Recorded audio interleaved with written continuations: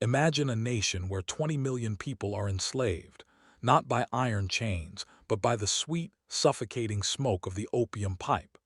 In 1949, this was China's reality.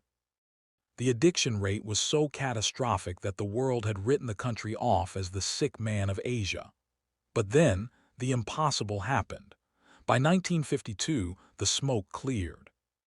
In just 3 years, the addiction rate dropped to effectively zero. While the modern world fights endless, losing battles against narcotics, history holds one brutal example where the war was actually won. But be warned, this wasn't achieved through simple policy or police raids. It was total social surgery. For China, opium wasn't just a drug, it was the physical scar of colonial humiliation. And to survive, they had to cut it out. To understand the violence of the cure, you must first smell the rot of the disease. By the early 20th century, China was a nation withered by the poppy. Inside dimly lit dens, the social hierarchy dissolved into smoke. Emaciated laborers lay beside fallen intellectuals, both wasting away on wooden pallets, ribs pressing against paper-thin skin. But this mass suicide wasn't an accident. It was engineered.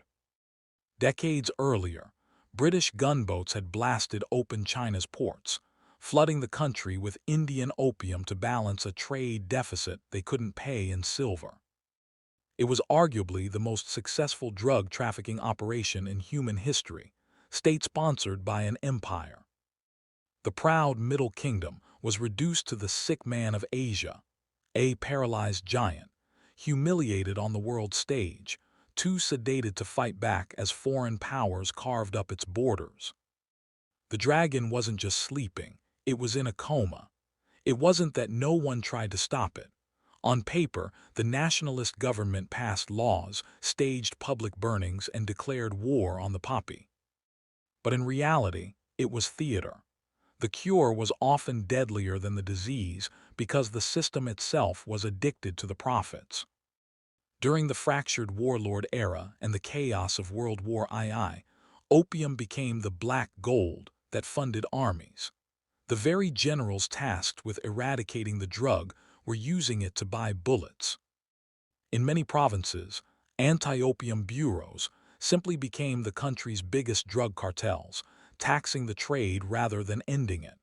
The betrayal of the common people was absolute. Farmers were often forced, at gunpoint, to tear up their rice crops and plant poppy just to pay exorbitant taxes. If you didn't smoke it, you grew it. If you didn't grow it, you starved. The lawlessness of the Civil War allowed the plague to spread unchecked, turning the countryside into a lawless narco-state. The government wasn't saving the people, it was eating them. The country was rotting from the inside out. It became clear that reform was impossible because the corruption went to the bone. To save China, it required a force that didn't just change the laws, but upended the earth itself. When the Communist Party seized power in 1949, the era of compromise ended overnight. The chaos of the warlords was replaced by a terrifying, singular discipline. In February 1950, the new government issued General Order No. 44. It was the signal for a nationwide thunderstorm. What followed wasn't a standard police operation. It was total societal mobilization. The state understood they couldn't police 600 million people, so they deputized them instead. Propaganda teams infiltrated the most remote villages with a simple mandate: root out the poison. Every street committee became an intelligence agency. Neighbors were incentivized to watch neighbors. Wives were encouraged to report husbands. The state created a suffocating panopticon where dealers had nowhere to hide because the very ground they walked on was watching them. The visuals were designed to shock the nation awake. In city squares from Shanghai to Guangzhou, mountains of confiscated opium pipes were set ablaze, the flames consuming the physical symbols of the old society. Public trials for drug lords drew crowds of thousands, roaring for justice. It was a violent, synchronized purge. The message was unmistakable. The new China would not negotiate with the poison that had killed the old. History often remembers this campaign purely as a bloodbath, but its success relied on a calculated distinction between the predator and the prey. The state applied the iron fist only to the source.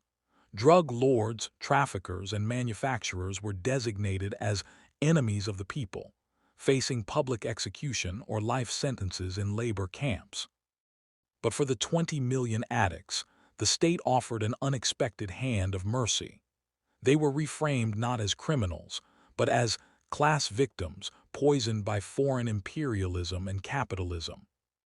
The government established thousands of mandatory rehabilitation centers, offering free detox, medical care, and eventually, job placement. This wasn't just altruism, it was cold strategy. By treating addicts as victims to be saved rather than felons to be jailed, the party turned them into allies who willingly gave up their suppliers. They didn't just remove the supply, they rewired the demand through brute social pressure. The silence that fell over the country in late 1952 was louder than any cannon fire. The trade was dead. In just 36 months, the opium lamp, a fixture of Chinese life for over a century, was extinguished. The transformation was physical and immediate. Fields that once bloomed with toxic white poppies were plowed under for wheat and rice. Men who had spent decades as skeletal ghosts returned to the fields and factories, their labor fueling the country's reconstruction. For the first time in memory, the sick man of Asia stood up, looked in the mirror, and saw muscle. This victory went far beyond public health. It was a geopolitical statement. It proved that the new government possessed a capacity for action that the Qing emperors and nationalist generals could only dream of. They had achieved the impossible. For the average citizen, this was the ultimate proof of legitimacy. It signaled that the century of foreign exploitation was truly over. The government had delivered on its promise of vengeance against history. China had cleansed its own blood, and in doing so, it reclaimed its soul. This deep historical scar explains the ruthless consistency of modern China. While the West debates legalization and views drug policy through the lens of personal liberty or public health, Beijing views narcotics through the lens of national survival. This is why foreign traffickers caught in China today, even citizens of powerful Western nations, often face the death penalty, regardless of international outcry. For the Communist Party, drugs are not a social vice. They are a weapon of mass destruction that once brought the empire to its knees. The trauma of the 19th century dictates the policy of the 21st. To the Chinese state, leniency is not progress. It is an open invitation to chaos. To understand Beijing's iron grip today, you must remember the smoke that nearly suffocated the dragon a century ago. History is a cruel irony. Today, the nation once broken by addiction watches as its former colonial masters struggle with their own modern opioid crises. The lesson is clear. The dragon didn't just wake up, it detoxed. But how did the West react to this terrifying new strength? Click here to watch the next chapter of this story.